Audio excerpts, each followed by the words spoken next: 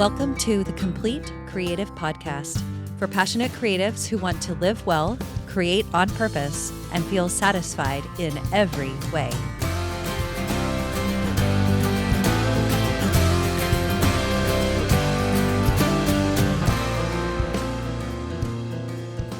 Hey everyone, welcome back. I am excited to record this episode for you. I was thinking this week about what I wanted to talk with you about, and I had a call with a new client, and we talked about how to set ourselves up for success. And so that's what I want to talk about today. First, have you ever had a week where you felt like you accomplished nothing? Like, even though you knew you were busy, I've had this all the time. I'm like, did I get anything done this week? I don't know. Or I used to have that, right? Or I know this is something that happens with us as creatives. If we are putting ourselves out there, showing our work to the world, do you think you've ever gotten like 10 positive comments and one critical, like a negatively critical one, and all you do is focus on the one instead of seeing the other 10 or whatever, you know? Did your brain only remember the critical one? Yeah. And there's a reason for that. We're wired this way. This is what we do. So, this is a universal experience. Many of us are missing our wins, and instead we're focusing on what's actually going wrong instead, or we're focusing on the failures, or we're focusing where there's problems. And it doesn't have to be like that. So, with this client, we talked about a tool to use to collect evidence of their wins or their successes or see where they were going right. So, that's what I'm going to talk about today. I'm going to show you how you can retrain your brain to see successes and how practicing it can help you have more of the success that you want. Kind of amazing. So, did you know that your brain notices and remembers the problems, like the negative, 5 times more than the positive experiences? Isn't that interesting? This is called negativity bias. And it was actually really useful, like back in the cave people days when we needed to avoid the saber-toothed tigers. We actually needed to avoid something eating us. I don't know about you, but I don't typically have this problem. So it used to be helpful for us, and now it's not so much, but we are naturally wired this way. Remember, we see and notice the negative 5 times more than the positive. I think a lot of us tend to go, oh my gosh, I didn't even see that positive thing. And then we beat ourselves up. Like, we're very self critical about it. And the truth is, like, it's built in. We kind of can't help it. And there is a way we can retrain ourselves. I'm going to talk about that in a minute, but just notice that. And I mention it because it's important to start out with some compassion for ourselves, for how we think, how we're naturally wired, and notice what's really happening in our brains. I want to give you an example of how this works for me. I go on photography trips. I'm a nature photographer. And so that means going out in nature. And if I go on a trip, I can come back home with anywhere between, depending on the location, 500 to 2,000 images. And that seems like quite a lot.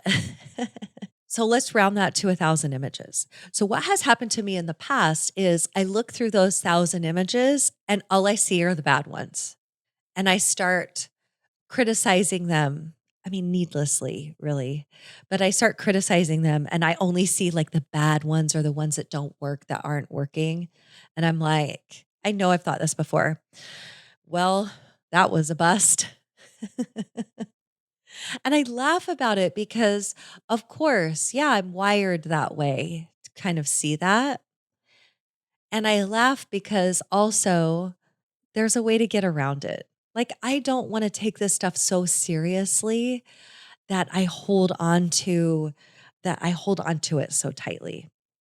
So when I look through those 1,000 images, and you can relate this to yourself, When I look through there and I don't see the winners, I don't see the ones that are working, or I don't see them like quickly, I underestimate my own progress and my capabilities.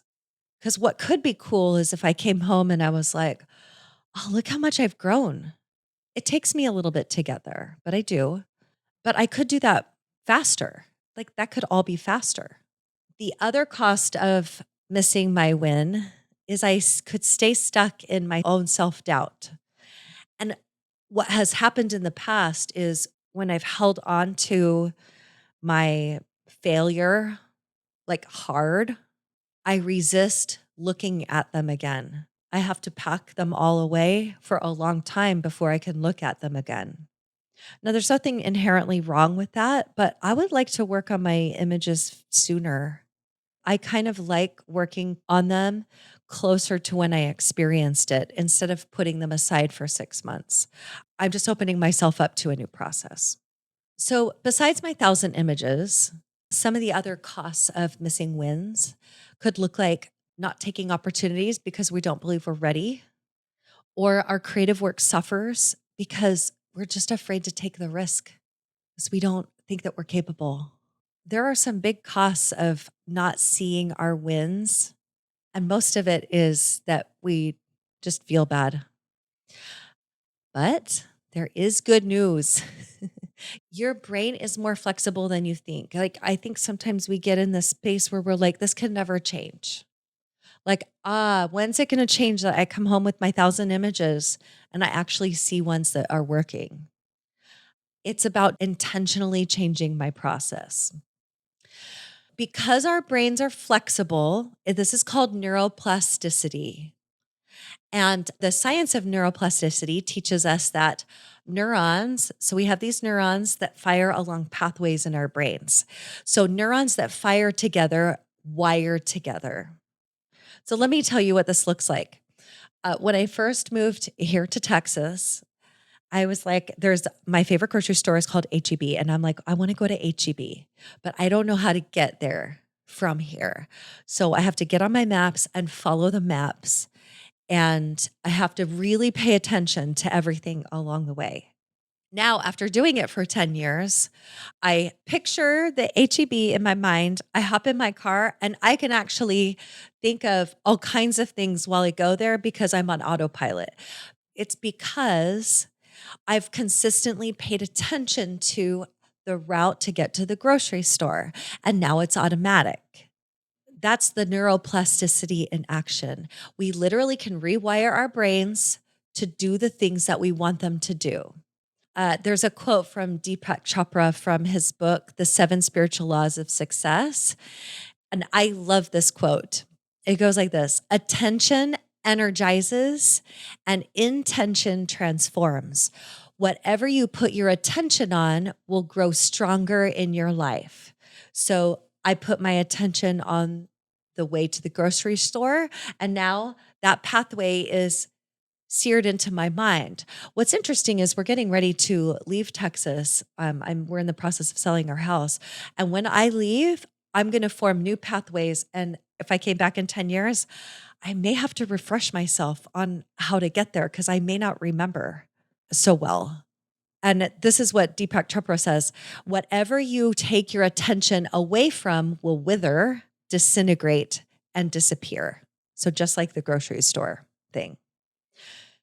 I think our brains are super cool. They're like this ultimate supercomputer.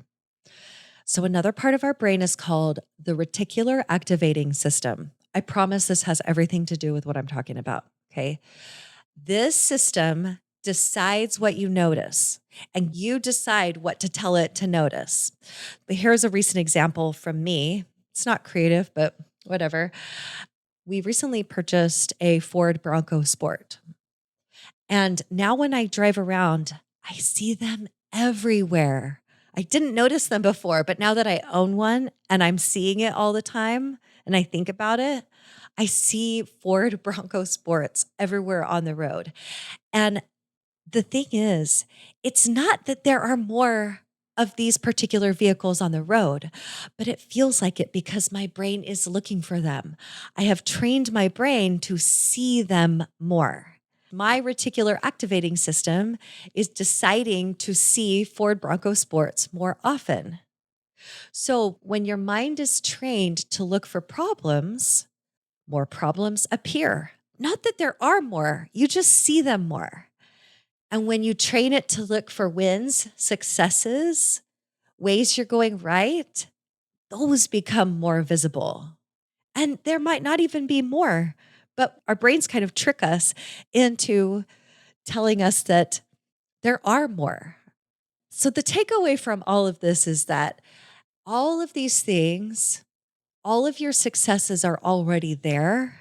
You're just changing what you see and how you see it. And wouldn't it be cool if we saw them more often on purpose? And you can train your brain to do that. So let's talk about the practice. Oh, wait, I want to talk about the practice of it. But first, this is actually really cool. So, this is the byproduct of this whole neuroplasticity work and the reticular activating system. Okay, so noticing the wins and your successes, it releases serotonin and dopamine. I have this in my notes because I wanted to mention this. These are the happiness chemicals. This is why you feel so good when you notice them. And they actually these chemicals directly combat stress, and that strengthens our immune systems. So doing this work will have a positive physical effect on your body. I wanted to mention that because that is so cool to me. All right. So how do we put this to work? So here's the practice. What we're going to do is collect evidence. We're like detectives. We're going to build a case file for your own competence, for your own successes, for how you are doing well in life, in all of the places that you want to see it. And we're training your brain's attention filter, that let me, the reticular activating system, the RAS. I'm just going to say RAS from now on if I say it again. Okay, so we're training the RAS to filter, to notice what's working. And that will also help create some psychological momentum through recording the wins. We're going to then start to believe we're in more momentum, and we actually really are. But it's our belief. This is the belief work behind everything that we do. So this is what you do. I don't care what method you use. You're going to notice successes. I'll tell you how you can do that in a minute. And you're going to record them. And you can use a journal, like a paper journal. I have that. I actually have a paper journal for business because I like reading, and then I write in my journal, like business notes and things like that, personal notes. And so I will record things in there. I also have a notes app that when I carry my phone around with me and I think of something and I'm walking, I will write it down. You could do a voice memo. I have done this before. Okay. And you can also do a photo. So, a side note is that I feel like I'm having a success right now because I've been struggling with a small migraine today, and I had to talk myself into doing this podcast, but I really wanted to do it. And I wanted to do it even if my head I wasn't feeling 100%. So when I'm finished, I'm going to take a selfie to record this. I'm excited about it because I think this is a win to show up when we don't feel like it, to move past resistance. Moving past resistance is a success. It's a total win. I'm showing up. It's not edited yet, but I'm showing up. Writing is going to be important, or doing the recording of it. It is different because it's solidifying the success more in our minds. It's like honoring that we did it. It's giving the success permission to take up space in the world, even if it's just our world. So you can notice it and then move on. You can totally do that. I think it's helpful to record it in some way. It could look like recording at the end of the day 3 wins. You could do it at the beginning of the day and record 3 wins from the day before, or 3 successes or ways you're going right, however you want to word them. You could do this weekly in a review. Like I do a weekly review on Sundays and I will think about and record a success or multiple successes from the week because I want to notice that as I plan for the coming week. Or you can do it as needed. You can write it down, especially if you're kind of feeling down. If you find yourself feeling in some self doubt, or you're like me and you're like looking through the thousand images and you're like, I don't see anything that's good. You could use this as like a rescue protocol. Hey, wait a minute. What if I shifted my thinking to seeing only images that I feel work? And sometimes it takes a little time to warm up when we do that. But the cool thing, and because I already explained to you how this works, is when we start to fire neurons down a specific pathway, it creates an easier pathway for you to think those things. So once I start thinking about successful images, I will see more of them. That's how it's going to be helpful for me when I do this work more often. And also, like, make the practice of this sustainable. What habits are you already doing? Like, what habits of recording things do you already have? My client was like, we talked about some different ways that they could record this. And they were like, I have this book of this big project I'm working on, and I'm just going to put that in there and I'm going to mark it with hearts or whatever goes in there, stars, magic. So that when they're flipping back through, and this is a great practice too, when you're not feeling great, if you already have them recorded, you can go flip back through your notes and use it as a way to remember. Use this as a way to remember how you are actually in forward momentum, how you are actually already successful, how things are already working. I'll sometimes go, it's not working. I'm like, wait a minute, is that true? What if I just find ways that is already working? How could I find that? And if I have things journaled, I can go back through and see. You probably want to coordinate a new habit with, it's like a habit stack. Have you read Atomic Habits by James Clear? He talks about habit stacking, stacking the new habit with something that's old overcomes more resistance. You have less resistance to doing the new thing. What counts as evidence to add to your collection? So here are some specifics that you could think about. These are the I did it. You know, when you like you finish something, you're like, yeah, I did it. Like I'm going to do with this podcast. So you could not procrastinate. You could go get past procrastinating something. Like you sent the email you've been avoiding for weeks. I think that's huge. You posted your work online even when you felt vulnerable. Maybe there was a conversation that you wanted to have that felt difficult and you did it. Like we do this in relationships. My husband and I have both done this with each other. And like I get a little bit worried about what he's going to think.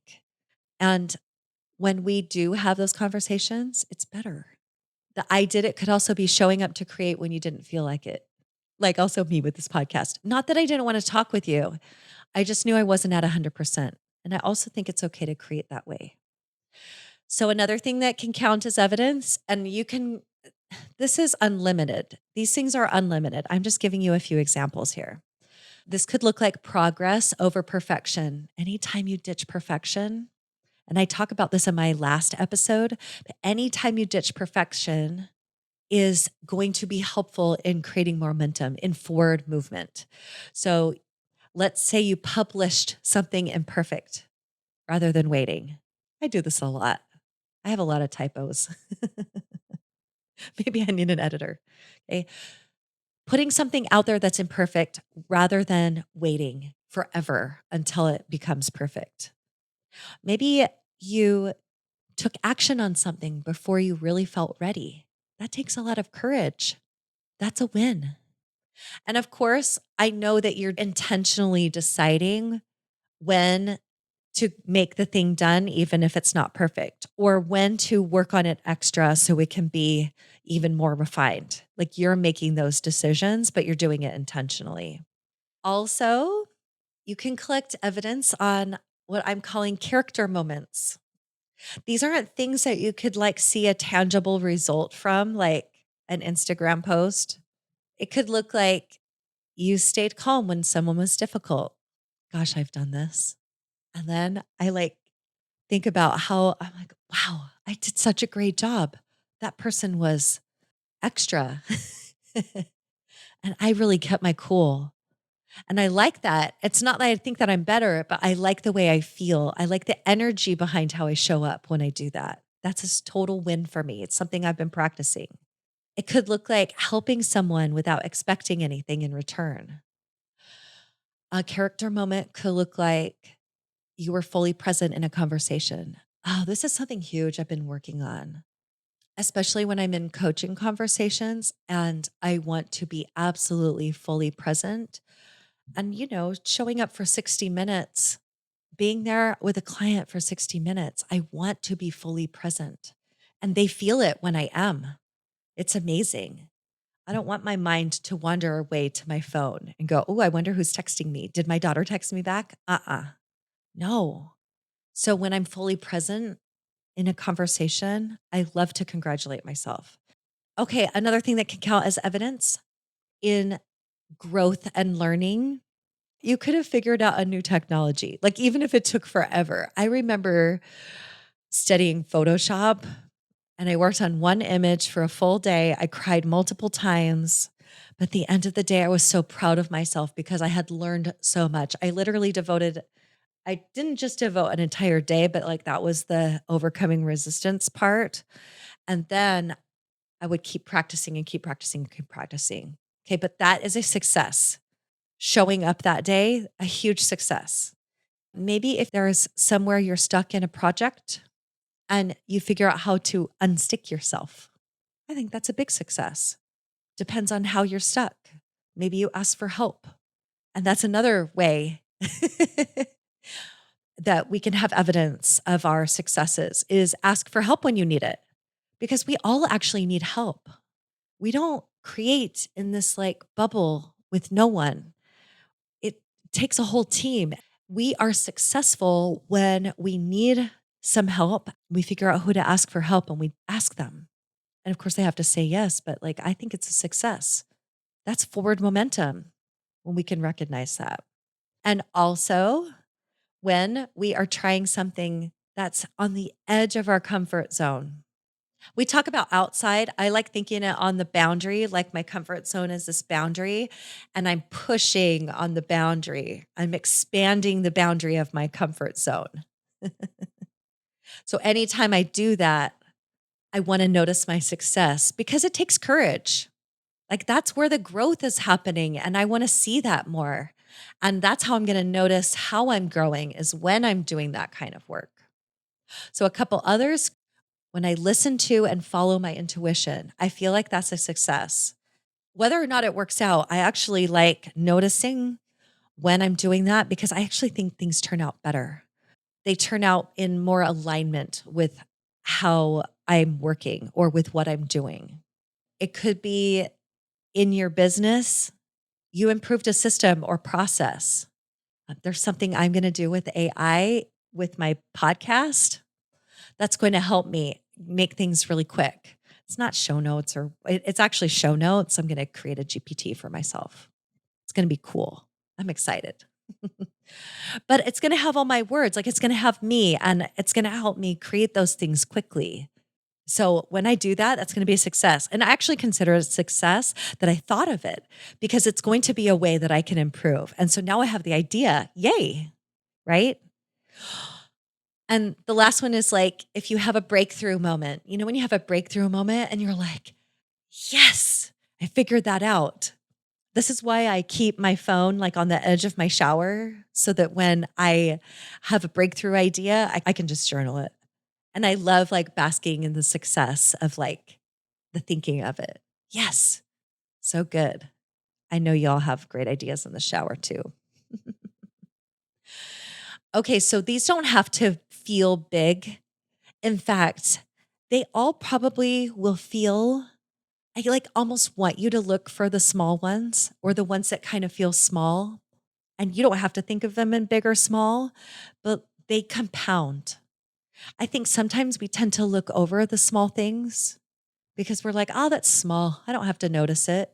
Yes, 1,000% notice it because the small things compound. It's like eating your elephant a bite at a time. It's going to have this compound effect. So the totality of the effect of seeing all of this will be that you create more success for yourself and bigger success when you do this. Okay. And it actually will reframe your whole experience. When I'm seeing more of my successes, I'm more motivated. Remember those chemicals, the dopamine, the serotonin, those actually make me happier. And I am more apt to go create more success when I'm feeling that way. This work, seeing the past, how you're successful, creates more success. It gives birth to more success. It's amazing. Like, isn't that cool that it works like that? Okay, so the last part is what happens when it gets hard, when things get hard for you. You can use this collection, your evidence collection, as like I mentioned earlier, as like a rescue protocol. Like when you're stuck in self doubt or fear, you can pull up your notes and find your evidence. Like you're like when we're in fear, that's such a big emotion for us. It's hard for us to think clearly when we're in that space. So when you can have a tiny bit of a clear moment, depending on what you're feeling, fear, self-doubt, any of these negative emotions, they keep us stuck because we can't think clearly with them. So if you can calm yourself for just a minute and then pull up this evidence collection, it's going to start to clear all of that away.